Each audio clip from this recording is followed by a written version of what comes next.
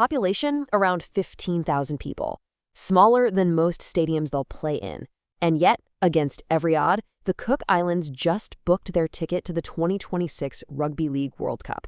Welcome to Flop Files. In today's explainer, we're diving into what is honestly a miraculous underdog story set for the world's biggest stage.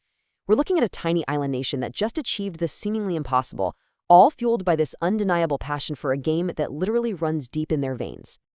I mean, to really grasp the magnitude of this achievement, you kind of have to understand the numbers.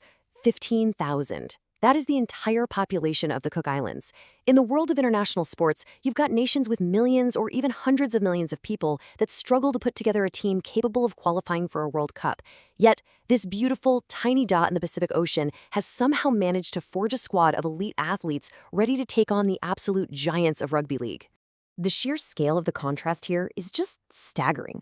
To put it into perspective, you're looking at a country whose entire population could fit into just one corner of the massive 50,000-plus capacity stadiums they're soon going to be playing in.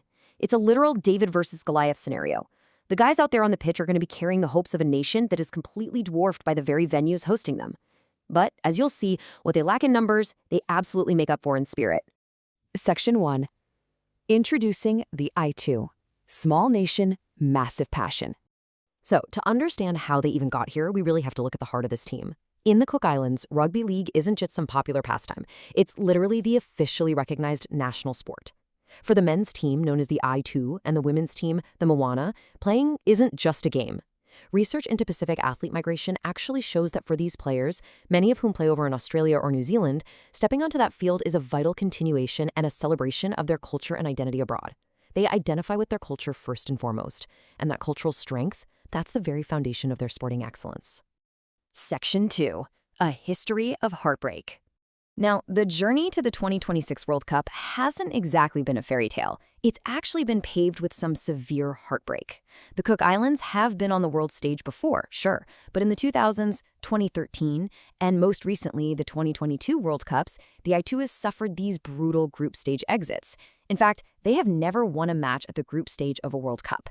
And in between those years, just missed qualifications and shattered dreams. They were so desperate to break this agonizing curse, to prove they belonged out there, not just in the qualifiers, but actually competing and winning against the very best. Section 3. A winner-takes-all match. Because of how the tournament's structured, the Aitu found themselves facing the ultimate crucible, a brutal, do-or-die Southern Hemisphere playoff. The stage was set at Combank Stadium in Sydney, and the opponent was South Africa. This was a true winner-takes-all scenario for the absolute final available spot in the 2026 World Cup. Win and you write your name in history. Lose and you wait years for another chance. The tension in the air was just thick. You could literally feel the weight of an entire nation resting on the shoulders of those 17 men in green and yellow. Let's look at how that first half actually unfolded. South Africa came out swinging, showing some incredible spirit. They actually leveled the game at 6-6 early on with a spectacular try from their fullback, Luke Pereira de Vliege. So the A2 were definitely being tested. But then came the crucial turning point. In the 30th minute, South Africa's Aiden Terry was sin-binned for a shoulder charge, and the Cook Islands, they ruthlessly capitalized on that 12-man advantage. Eason Marsters and Marata Niokora both crossed the line to snatch back control of the game. As that halftime siren sounded, the scoreboard read 20-6 in favor of the Cook Islands. But listen, if you were in that locker room, you knew that 14 points is basically nothing in rugby league. It was a really fragile lead. South Africa had already proven they could strike. They'd even had 2 other tries disallowed.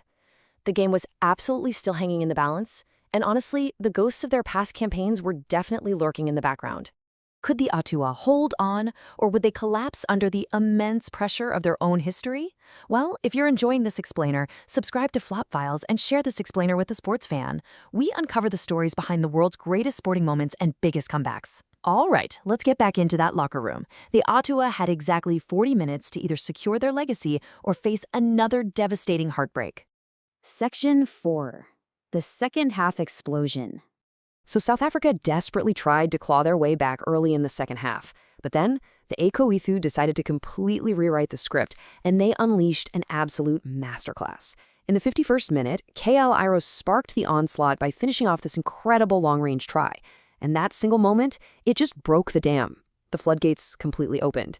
In quick, relentless succession, Brendan Piakura, Cassius Cowley, and Murata Nukikor all crashed over the line. By the time the dust finally settled, the Cook Islands had scored a staggering 11 tries in total. 58-6. That was the final score. The Aitu didn't just win, they pulled away to a commanding, dominant World Cup clinching victory. When that final whistle blew in Sydney, the emotion was just overwhelming. Think about it. A nation of 15,000 people had just punched their ticket to the biggest tournament on Earth, officially becoming the 14th and final team to qualify. Section 5. The stars who carried the campaign. You know, a victory of this magnitude requires some truly extraordinary talent, and this current squad is widely considered to be the Cook Islands' best one to date. These are the guys who delivered when it mattered most. You've got Kale Aero, providing vital leadership and that absolutely crucial second-half spark. Asan Marsters, who not only scored a try, but kept the scoreboard ticking by slotting 3 vital first-half conversions. And then just the sheer power in the forwards from Brendan Piakura and Murata Nukikor. These NRL and Super League stars perfectly embody what we talked about earlier. They are combining world-class athletic prowess with a deep, unbreakable pride in their Pacific identity. Section 6. Chasing the Ultimate Dream. Now, stepping onto the world's biggest stage is a dream realized, for sure. But the reality of the tournament they're walking into, it is incredibly daunting. Because this is what awaits them in 2026. A streamlined, elite 10-nation tournament. There are absolutely no easy games here. The Aitu will be sharing the group stages with seasoned, battle-tested giants. We're talking about heavyweights like Australia, England, and New Zealand, right alongside Pacific powerhouses like Samoa and Tonga, all of whom automatically qualified by reaching the quarterfinals back in 2022. It is a true gauntlet.